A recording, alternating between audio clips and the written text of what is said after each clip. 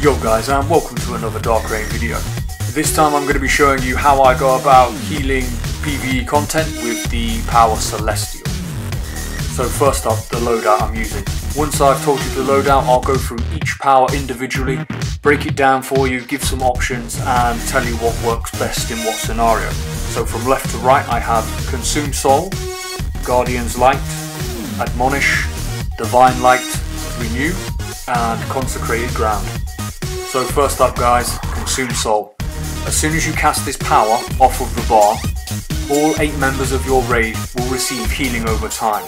Now this healing over time lasts for approximately 7 ticks in total. It also heals all pets and NPC allies. So Guardian's Light, what does it do? Well basically as soon as you cast it off of the bar, it punches out a heal over time for 4 seconds in total. Once that 4 seconds is up, it finishes with a large 8-man group heal, which healing potency is decent. It's larger than both Electric's Ionic Drain and Sorcery's Inokification of Renewal. However, it is slightly weaker than Nature's Bloom.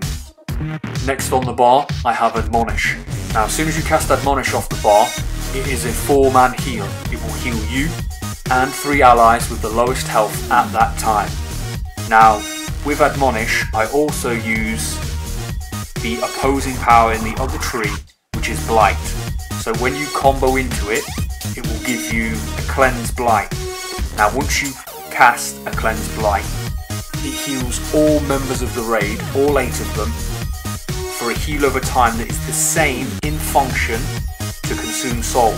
So it will heal all of them 7 times in total. It will also boost your critical healing magnitude by 10%. Now, some people are a bit curious on when this does or does not wear off. Basically, you will know that this has gone down, 1, by either counting the number of ticks, which is a bit cheeky when there's so much else going on in a raid, or if you look closely at your toon, you can see that there's like Divine Light radiating out from the core of them. When this Divine Light fades, you know that heal over time is no longer functioning, including Consume Soul. Next is Divine Light. So what does it do in combat?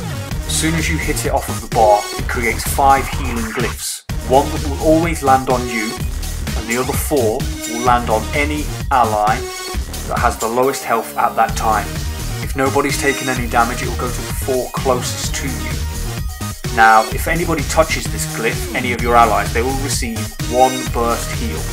Not only that, if any enemy touches it, they get struck with the power interaction called Purification. Now when this enemy is purified, should they strike any of your allies, they will give your allies a heal. Now this power interaction lasts for the exact same time as Divine Light's cooldown. So once it's refreshed and ready to go, you know that power interaction has faded on enemies. The next power I have on my bar is Renew. Now Renew is your standard single target heal. It will heal you and 1 other ally whom is in range at that time with the lowest health. But I also run the opposing power on the opposite tree, which is Curse. So if you combo into it, you get what's known as a Cleansed Curse. Now if you curse an enemy with this, when that enemy is knocked out, it will give healing over time to 4 of your allies. So if you're in an alert, everybody's getting additional heal over time. If you're in a raid, obviously only half of your raid group is going to receive that heal over time. But it will go to the allies that have the lowest health at that time.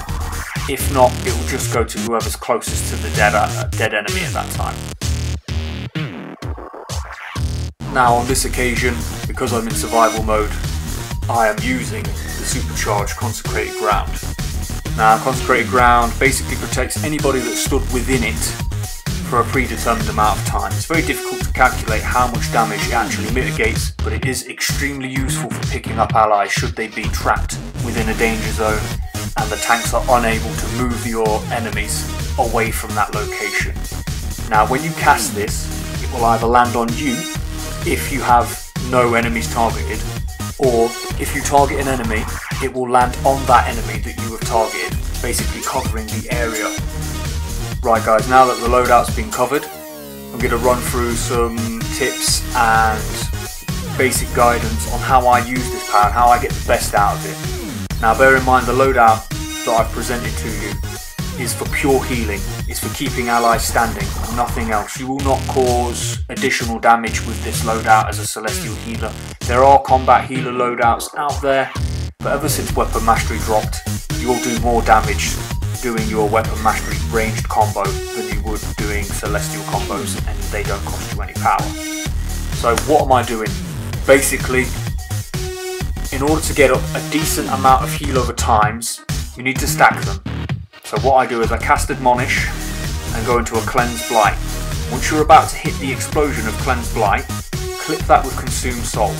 Once you've done that, you'll have 2 heal over times up, and they'll last the same duration so that you know when to refresh them both. And they are sizable, they are good to have. Now, should your allies take sizable burst damage, do not hit Admonish, go into a Cleanse Blight and then clip it with Consume Soul. It takes too long to do, and by the time you've got all of that off, they may well have taken follow-up damage, which will then cost them, and they'll end up getting knocked out. Try to avoid that at all costs, obviously. If the group takes massive burst damage, what you're better off doing is hitting Admonish and then clipping that with Divine Light. That way you know 2 decent burst heals will go out at the same time. The likelihood of it not filling up your group is pretty slim, especially if you've got one of your heal over times up and running at that time. If you still need further group burst heals, once you've hit Admonish followed by Divine Light, you can't use Divine Light again because it has a cooldown, so it won't be ready to go again. If you still need these burst heals, go back to Admonish, hit it, and then clip that with Renew. That should tidy up any remainder. If you are still desperate for heals, hit Consume Soul and then clip that with Guardian's Light. So many heal over times will go out at that time, there's no way that your allies will not be tidied up at that point. If you want to stack a lot of heal over times, what I recommend you do is hit Admonish, followed by a Cleanse Blight, followed by Consume Soul, and then clip that with Guardian's Light. Once you've done that, you'll have 3 sizable heal over times up and running. The likelihood of them taking so much damage is pretty slim, but if you need to break out of the Guardian's Light animation because people need heals now, you can tap triangle to break it, or if you hit something like Divine Light or Renew, it will snap you out of it, so that you can prevent further burst damage downing the rest of your allies. Right guys, Supercharge. Now, in this particular video I am running with Consecrated Ground because it's the most useful in survival mode. It's really handy for pickups. But in other content, you'd probably be better off with either Cursed Idol or Life Drain. Now whilst Cursed Idol is a DPS supercharge, it does a great healing over time and it lasts for an absolute age. As long as Cursed Idol is down, that heal over time lasts, and it gives you longevity, it gives your character stamina. That heal over time is constant, and by the time Cursed Idol has gone down, you could probably have built up another one. It's pretty much a permanent heal over time, provided you can keep it up. It really complements your other heal over time, so instead of having 2 up and running, you could have 3. If an ad's about to go down and you curse them and they die, then that's 4.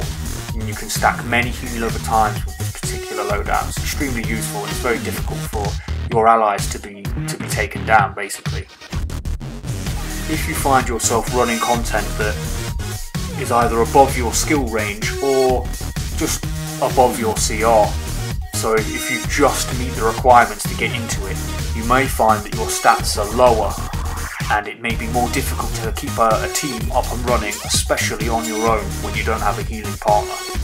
If you find that's the case, you may be better off having Life Drain as a supercharge. It's only 35% to cost, but the problem with it is when you're appropriate for a certain level of combat, it punches out so many heals, you find you never need it. You never actually really need it when you're running this loadout. But if you are under geared, then it may be handy. If you find that you're struggling to keep the whole group up, if you spammed all your heals, you're low on power, Divine Light's not ready to go, hit Life Drain. It will keep your group up and standing. That's about all I've got to tell you guys about my Celestial Healing Loadout. If if you have any questions at all regarding the power, please post them in the comments below and I will get back to you. We always respond to your questions. We are Dark Rain. Thanks for watching guys, and as always, we'll see you in game.